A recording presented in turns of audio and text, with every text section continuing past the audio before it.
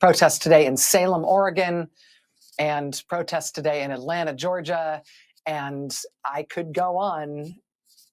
But you know what? I know I missed a bunch, but I think you're getting the flavor here. There were protests absolutely all over the country today. 2.5 weeks into this new administration, protests against the destruction of the federal government, protests against what appears to be the illegal mass firing of government officials and shutdown of government agencies that they are not by law allowed to shut down. Red hot anger at these protests today about the president allowing his top campaign donor to access the sensitive personal and financial and apparently now health-related information about all American citizens that is held in government computer systems. Him handing that information over to his top campaign donor, apparently without restriction and without regard to law. I mean, forgive me, but whatever genius strategists are telling people who are opposed to Trump, oh, hold your fire. Nobody's going to be upset yet.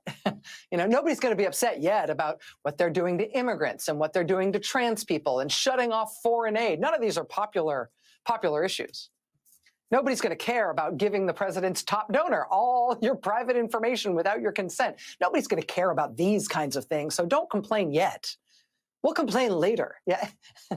Any genius armchair strategists giving that kind of advice to the country right now, allow me to suggest that they are not in touch with how real people really do feel about what really is just a lawless blitzkrieg in these first 2.5 weeks of this new Trump term.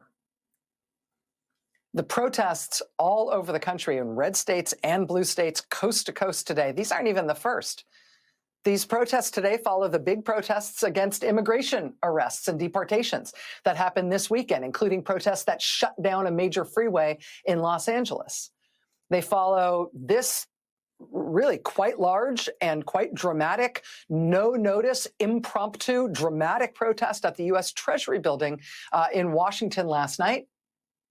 Like all these protests we're covering in the past few days, this came together on very, very short notice. I say it was effectively impromptu. This protest at Treasury was not announced until Sunday night for it to happen less than 48 hours later in Washington at the Treasury Building. By the time it came together last night, there literally were thousands of people, and there were dozens of members of Congress as well.